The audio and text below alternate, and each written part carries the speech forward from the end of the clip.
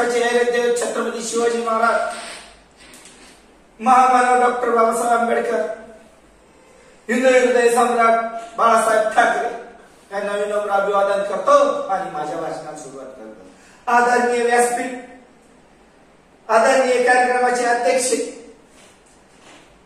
कार्यक्रमाचे प्रमुख पाहुणे, कार्यक्रमाचे प्रमुख वक्ते आणि इथे बसलेल्या माझ्या बंधू आणि भगिनींनो, मी आज तुम्हाला शब्दरत्न अकॅडमी भाषण कौशल्य याबद्दल बोलणार आहे। इथे मी आलो आणि शिकलो भाषण याबद्दल मी तुम्हाला सविस्तर माहिती देणार आहे। मी महेंद्र जनार्दन खोतकर,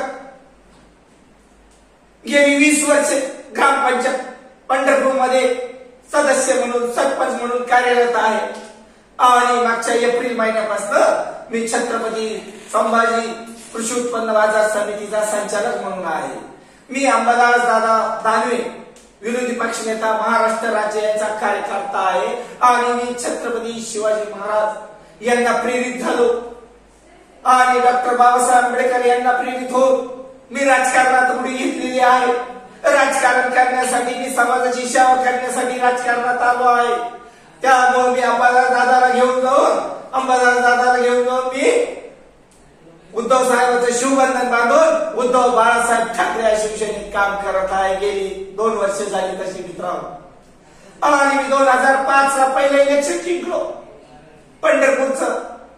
त्या अगोदर मी समाजसेवा करायचो, जेवढ्या महान थोर पुरुषांच्या जयंत्या साजऱ्या करायचो आणि माझं छत्रपती शिवाजी महाराज जयंती असेल, डॉक्टर बाबासाहेब आंबेडकर जयंती असेल, संभाजी राजांची असेल, या थोर महापुरुषांच्या जयंत्या साजऱ्या करायचो। आणि माझं मित्रमंडळ आहे श्री साई मित्रमंडळ। त्यात कुठल्याही जातीचा असा एक विशिष्ट वर्ग नाही, सर्व धर्म समभाव चालवत आहे मी ते मित्रमंडळ गेलेल्या 25 वर्षापासून। ते मित्रमंडळाने मला 2005 ला उभा केलं आणि मी निवडून आलो। त्यावेळेस माझ्या विरोधात खंबीर नेतृत्वाला जिल्हा परिषद सदस्याचा भाऊ होता, तो 2दा निवडून आलेला। मी अख्खा नौका त्यात मी अपक्ष म्हणून निवडणूक लढलो। निवडणूक लढल्यानंतर मी त्याला त्या पहिल्याच इलेक्शन मध्ये पार केलं आणि ते जिंकलो। तसं मी सतत आज जिंकत आलेलो आहे ग्रामपंचायतची इलेक्शन, कारण माझं काम तिथे आहे। माझं तिथं सर्वसामान्यांसाठी काम करत आहे। निराधारांना पगार सुरू केले आहे, ड्रेनेज असेल, सगळी काही कामं तिथं 100% करून टाकलेली असेल, शाळेचा विषय असेल तो केला असेल, EMIDC असेल, आरोग्याचा विषय माझ्या तुझा।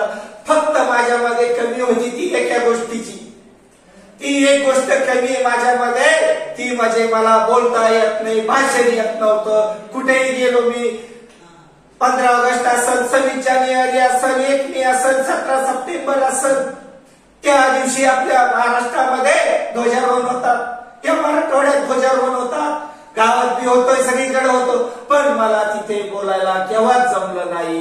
एखादा कार्यक्रम असा स्टेजवर बसायचो, मात्र सूत्रसंचालनाला सांगायचो मला माझं नाव घेऊ नको, अगोदरच सांगून ठेवायचं, कारण की माझ्यामध्ये बोलण्याची हिंमत नव्हती, बोलण्याची